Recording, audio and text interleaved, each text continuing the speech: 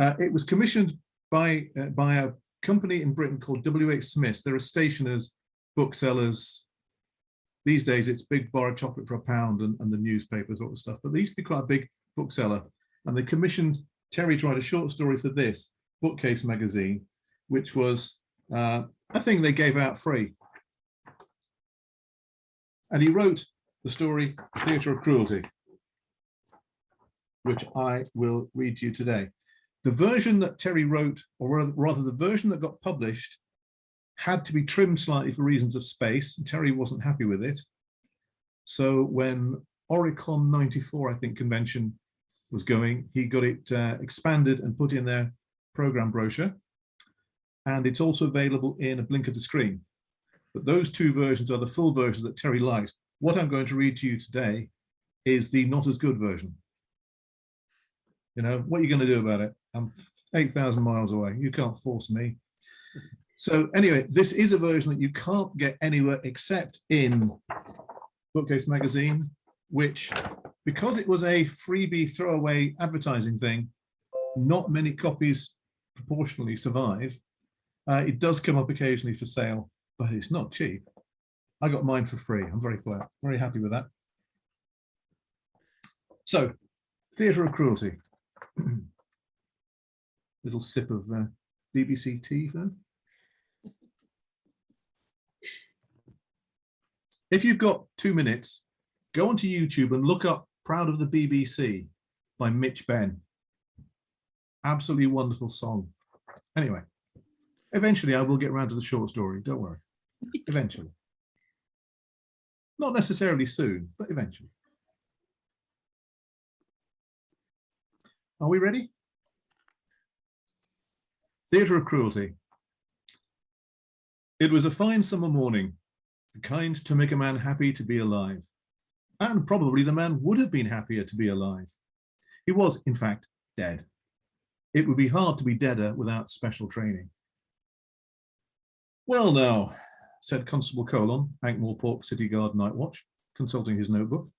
So far, we have the cause of death as A, being beaten with at least one blunt instrument, B, being strangled with a string of sausages, and C, being savaged by at least 2 animals with big sharp teeth.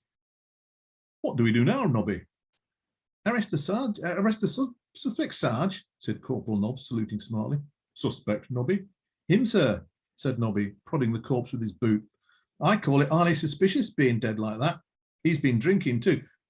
We could do him for being dead and disorderly. Colon scratched his head. Arresting the corpse offered, of course, certain advantages, but I reckon, he said slowly, that Captain Vimes will want this one sorted out. You better bring it back to the watch house, Nobby. And then can we eat the sausages, Sarge? Said Corporal Nobbs. It wasn't easy, being the senior policeman in Ankh-Morpork, greatest of cities of the Discworld, which is flat and goes through space on the back of an enormous turtle. And why not? There were probably worlds, Captain Vimes mused in his gloomy moments, where there weren't wizards who made locked room mysteries commonplace, or zombies.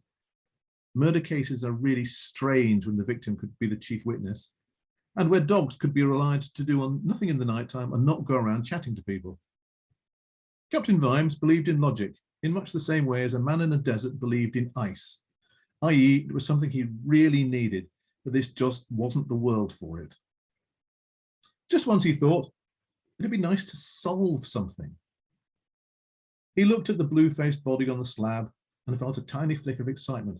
There were clues. He'd never seen proper clues before. Couldn't have been a robber, Captain, said Sergeant Colon. The reason being his pockets were full of money. $11.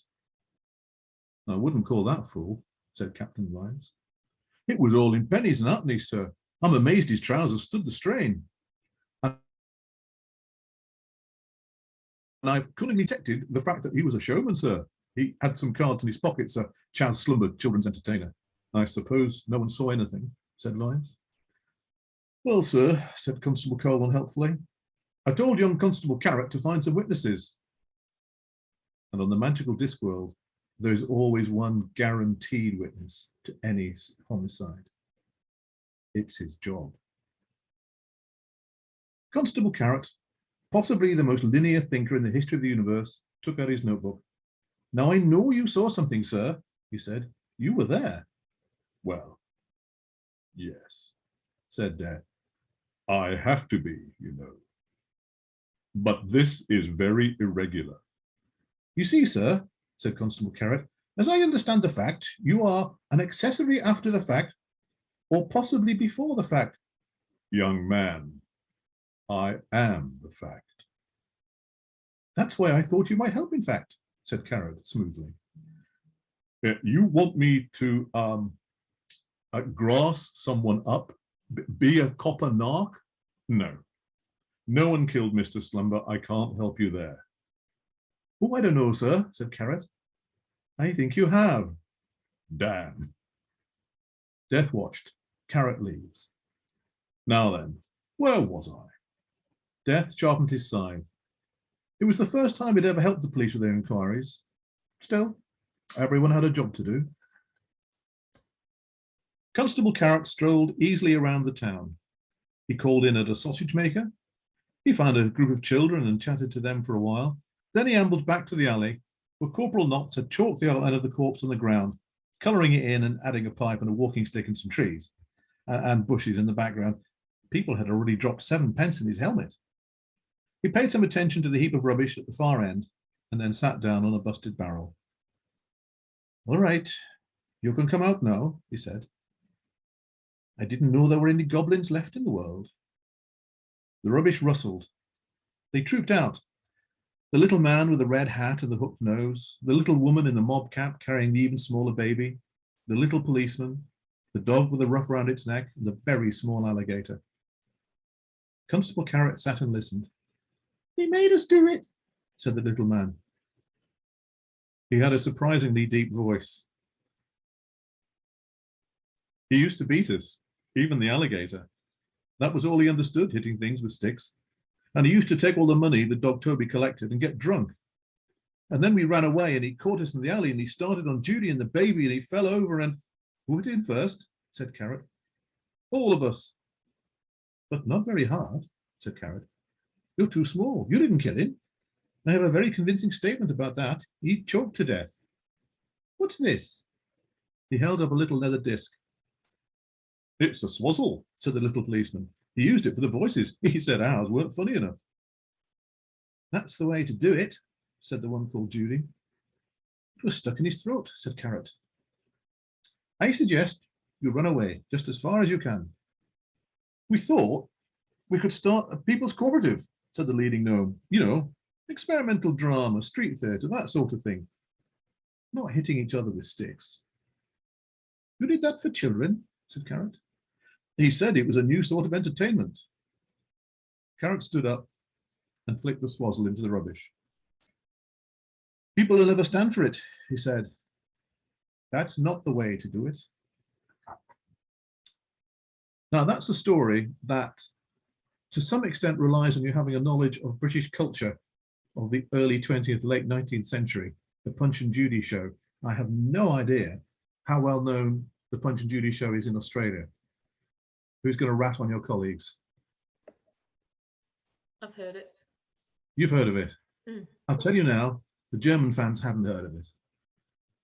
It was a long afternoon telling that sort. But I have here a swozzle. Oh, okay. Yeah, when I was a kid, you could buy a swozzle in the local corner shop, the sweet shop, toy shops. They came in Christmas crackers, all sorts. And you think about it, a swozzle, it's a disc of leather and a disc of metal riveted together that you put back in your mouth as far back as you can and breathe through. And for some reason, they don't do that for kids anymore. I wonder why not.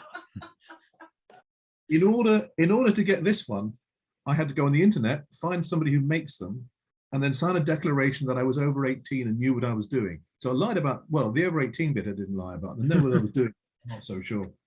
Modern swozzles, I don't know how much you can see. There are two pieces of metal, and in between them, a little piece of cloth.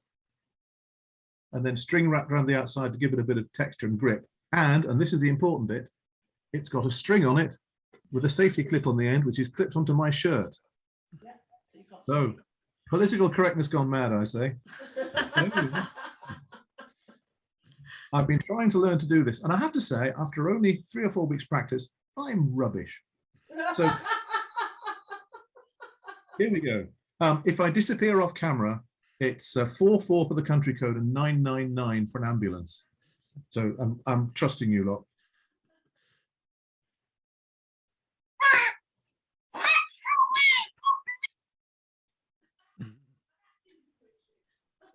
Anybody work out what that was supposed to be? That's the way to do it. Yay! Although I did give you a bit of a clue beforehand. Yeah, so there you go. That's a swozzle. That's a really good one as well. And yeah, Punch and Judy show. It's got, what's it got? It's got wife beating, child abuse, murder, theft, lots and lots of violence, assault on a police officer. So it's a seaside entertainment for children. That's how things are. They just don't make entertainment like that anymore, do they, Pat? Yeah, they don't. They don't make kids like that anymore, do they? And I look around me and think, that's probably a good idea. Well, thank you very much indeed for that, Pat. I took the liberty of recording it so that if you don't mind us sharing it with any of our members who couldn't stay on Oh, tonight. no, completely happy with that. Completely happy. I have no dignity. It's long gone.